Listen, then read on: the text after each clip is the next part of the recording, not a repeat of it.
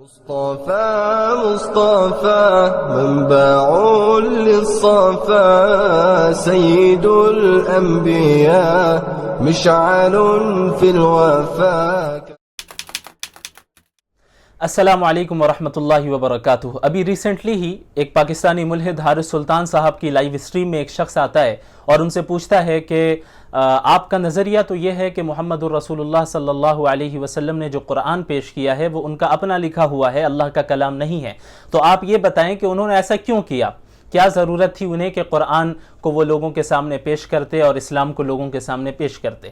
تو جناب حارث سلطان صاحب نے جواب دیا کہ یہ انہوں نے ذاتی فائدوں کی بنیاد پر، ذاتی مفادات کی بنیاد پر، یعنی پرسنل بینیفٹس کی بنیاد پہ ایسا کیا. انہیں عورتیں چاہیے تھیں، انہیں شہرت چاہیے تھی اور انہیں فالوورز چاہیے تھے، اس وجہ سے علیاذ باللہ رسول اللہ صلی اللہ علیہ وسلم نے ایسا کیا اور ایک نئے مذہب کو اپنی جانب سے بنا کر لوگوں کے سامنے پیش کیا. تو پھر اس شخص نے حارث سلطان صاحب سے پوچھا کہ تو پھر زکوٰۃ کا حکم کیوں دیا، نماز پڑھنے کا حکم کیوں دیا؟ کیا آپ مانتے ہیں کہ ہر حکم جو انہوں نے دیا ہے وہ اپنے پرسنل بینیفٹ کے لیے ہی تھا؟ تو انہوں نے کہا کہ نہیں. حارث سلطان صاحب نے کہا کہ نہیں، ہر حکم پرسنل بینیفٹ کی بنیاد پہ انہوں نے نہیں دیا ہے. تو اب یہاں پہ اس شخص نے انہیں پکڑا وہ اس طریقے سے کہ ابھی تو آپ نے کہا کہ پرسنل بینیفٹ کے لیے انہوں نے قرآن بنایا ہے، تو پھر اب آپ کیسے کہہ رہے ہیں کہ ہر چیز پرسنل بینیفٹ کے لیے انہوں نے نہیں دی؟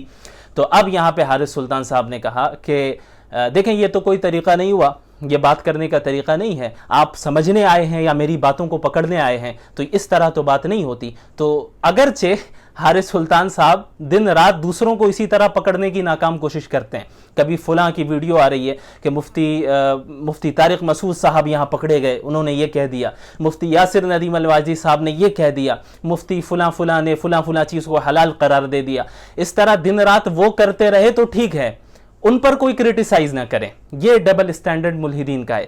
یہ کرٹیسزم میں بڑے آگے ہیں، دوسروں کو جب کرٹیسائز کرنا ہو، دوسروں کے مذہب پر جب کرٹیسزم کرنا ہو تو بہت آگے ہیں، تیار ہیں.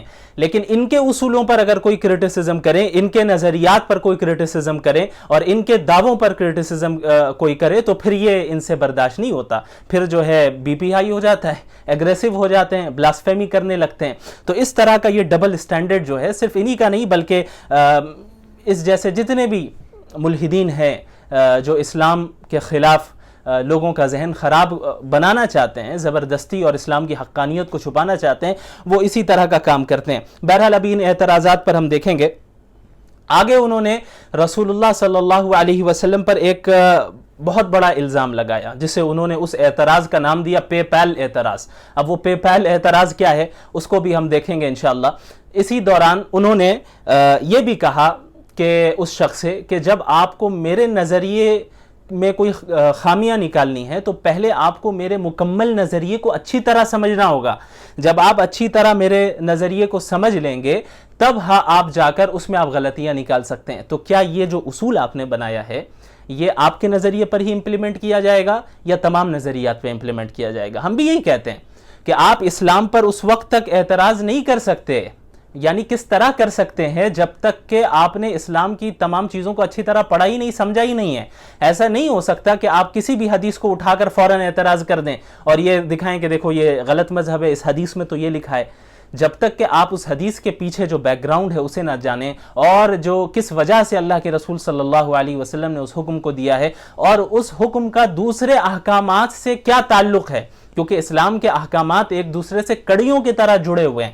آپ صرف ایک حکم کو دیکھیں اور دوسرے احکام کو نظر انداز کر دیں تو آپ کو ممکن ہے آپ اپنے معاشرے میں اسے فٹ کرنا چاہیں اس پرٹیکولر حکم کو تو وہ عجیب نظر آنے لگے آپ کو. لیکن اس کا یہ مطلب نہیں ہے کہ اسلام نے ہی غلط حکم دیا ہے، بلکہ آپ کو مکمل اسلامک جو پرسپیکٹو ہے اس کو اچھی طرح جاننا ہوگا، اس کے بعد ہی آپ کرٹیسائز کرتے ہیں. لیکن آپ تو خود ایسا نہیں کرتے ہیں، تو آپ نے دوسروں سے یہ کیوں امید رکھی کہ دوسرے جو ہے آپ کے نظریات پر جب اعتراض کریں تو آپ کے نظریات کو اچھی طرح پورا جان لیں، سمجھ لیں اور اس کے بعد ہی کسی چیز پر اعتراض کریں؟ تو یہ ڈبل اسٹینڈرڈ ہے. بہرحال اب ہم آتے ہیں ان اعتراضات کی طرف جو انہوں نے رسول اللہ صلی اللہ علیہ وسلم پر کیے.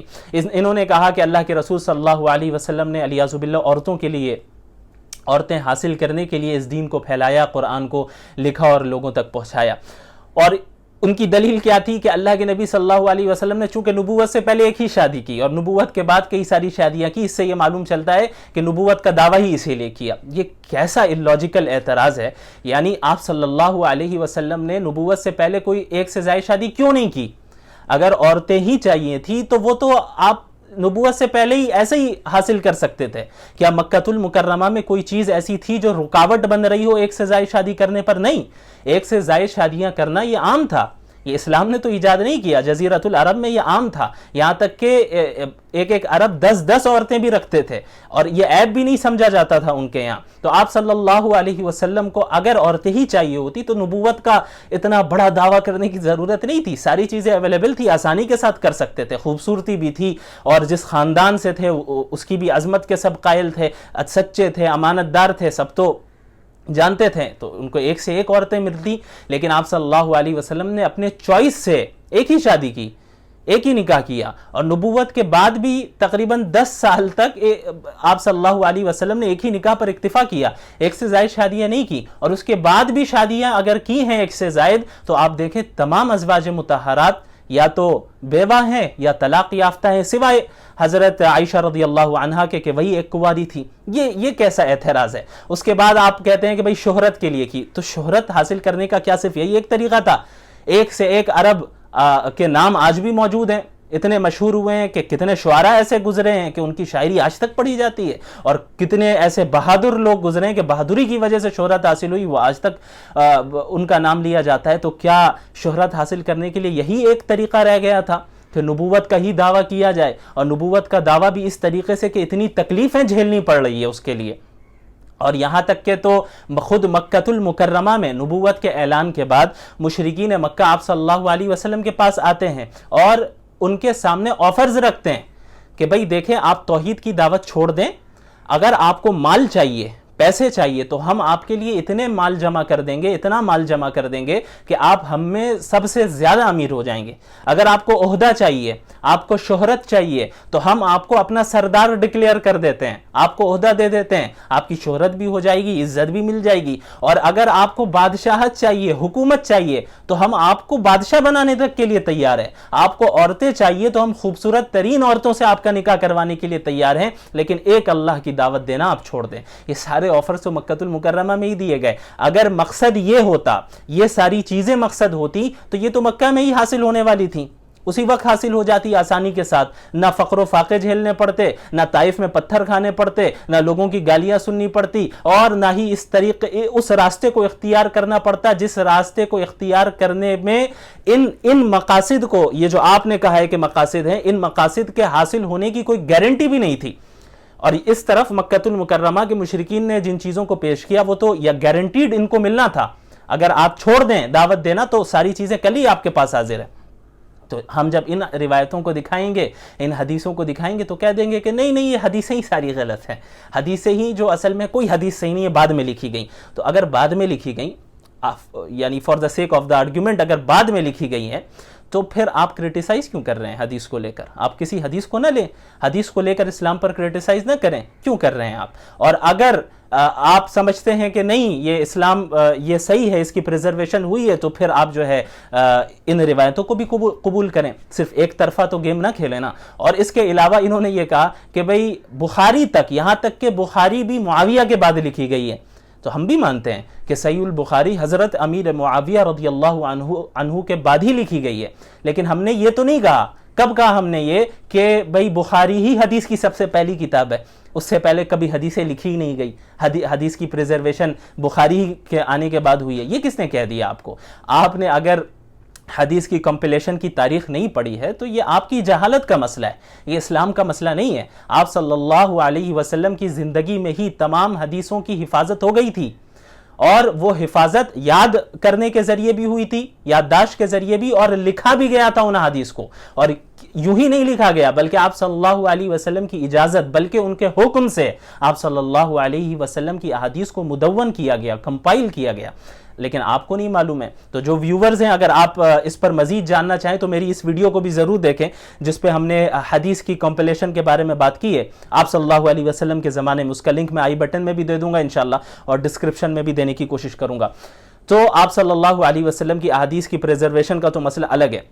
بہرحال یہ ان کے اعتراضات ہیں کہ آپ صلی اللہ علیہ وسلم نے ان چیزوں کی وجہ سے ایسا کیا، لیکن اگر یہی مقصد یہ ساری چیزیں مقصد ہوتی تو مکۃ المکرمہ میں آسانی سے یہ ساری چیزیں حاصل ہوتی اور بادشاہ بن جاتے، سارے فالوورز بن جاتے. قریش کے تو ایسے ہی ماننے والے لوگ تھے، اور پھر قریش کا بھی کوئی حاکم بن جائے، سردار بن جائے، تو پھر آپ سمجھے کہ اس کے فالوورز میں کتنی بڑی تعداد ہوگی، پورا جزیرۃ العرب ان کے سامنے جھکے گا. تو اگر فالوورز کے لیے آپ صلی اللہ علیہ وسلم نے کیا ہوتا، شہرت کے لیے آپ صلی اللہ علیہ وسلم نے لوگوں کے سامنے اسلام پیش کیا ہوتا، عورتوں کے لیے کیا ہوتا، تو پھر یہ جو ہے کرنے کی ضرورت ہی نہیں پڑتی. دوسرے راستے بھی تھے اور آسانی کے ساتھ آپ صلی اللہ علیہ وسلم کو یہ چیزیں حاصل ہوتی. لیکن اس کے باوجود آپ صلی اللہ علیہ وسلم نے تمام تکلیفوں کو جھیلا اور فقر و فاقے کو بھی جھیلا، ایک چٹائی پر سوتے تھے. ایسی شخصیت کیا پرسنل بینیفٹ حاصل کون سی پرسنل بینیفٹ؟ اگر پرسنل فائدہ ہوتا تو پھر وہ اس طرح کی زندگی نہیں گزارتے، اتنی سادگی کے ساتھ زندگی نہیں گزارتے. لیکن جو ہے یہ ان لوگوں کو سمجھانا بڑا مسئلہ ہے. بہرحال آپ سمجھے نہ سمجھے، لوگ جو اور ہیں، جو سمجھنے والے ہیں، سمجھنا چاہتے ہیں، حق کی تلاش میں ہیں، وہ یقیناً سمجھیں گے. اچھا بات ہے ان کا جو مین اعتراض تھا، جسے انہوں نے کہا کہ پے پیل والا اعتراض. اب اس میں دیکھیں انہوں نے کس طرح خیانت کی. اللہ اکبر. انہوں نے کیا کہا اس سائل سے، پوچھنے والے سے، کہ دیکھو آپ صلی اللہ علیہ وسلم نے نبوت کا دعویٰ کیا تاکہ لوگ آس پاس آئیں اور سوالات کریں اور جو ہے سب ان کی جو ہے رسپیکٹ کریں جو پہلے سے انہیں حاصل تھی، یہ ساری چیزیں کرے. اور جب سوالات لوگ بہت زیادہ کرنے لگ گئے تو اب پریشان ہو گئے، اس لیے یہ آیت انہوں نے کہا کہ نازل ہو گئی ہے کہ اب جو بھی میرے پاس آئے سوال کرے اس کو صدقہ دینا ہوگا. اب یہ کیا ہے، اس کا بیک گراؤنڈ میں بتاتا ہوں.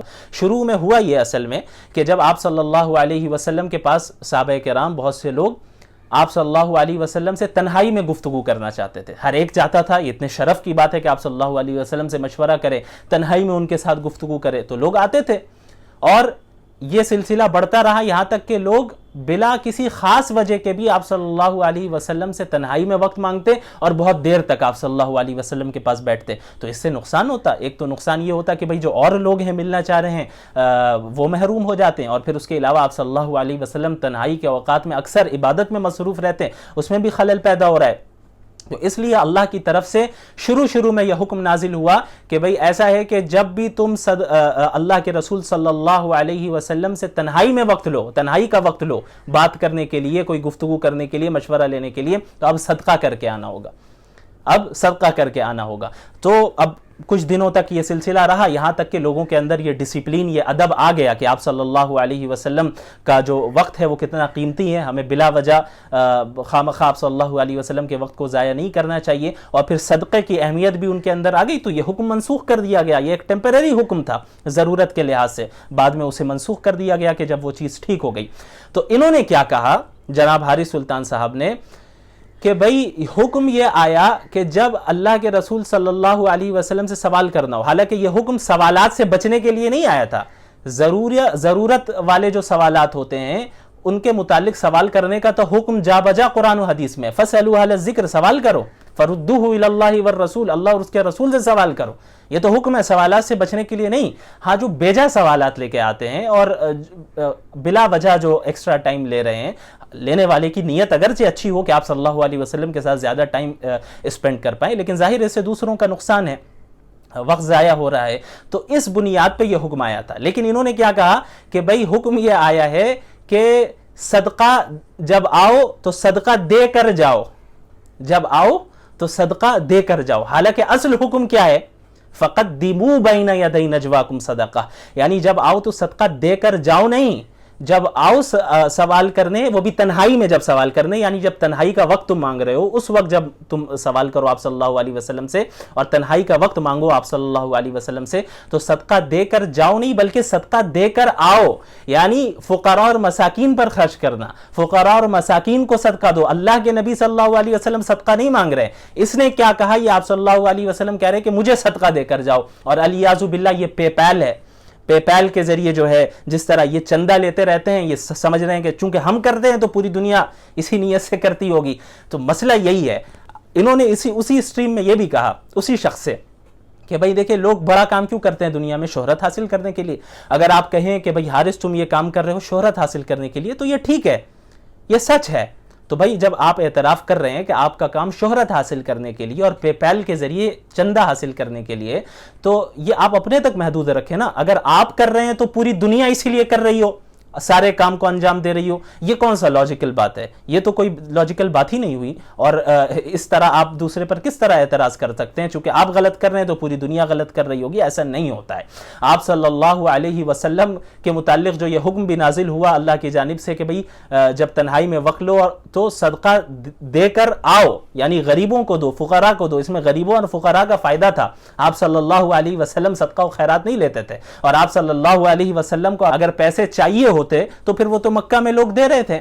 مشرکین کہہ رہے تھے آپ دعوت کو چھوڑ دیں، آپ کو ہم اتنا مالدار بنا دیں گے کہ سب سے زیادہ آپ ہی امیر رہیں گے، لیکن آپ صلی اللہ علیہ وسلم نے ریجیکٹ کیا. تو خلاصہ کلام یہ ہے کہ دین کی تبلیغ اور قرآن کی تبلیغ کا مقصد وہ نہیں تھا جو آپ نے بتایا، بلکہ سمپل مقصد وہ ہے جو آپ صلی اللہ علیہ وسلم کی سیرت کو پڑھنے والے کے ذہن میں سری طور پر صاف صاف نظر آئے.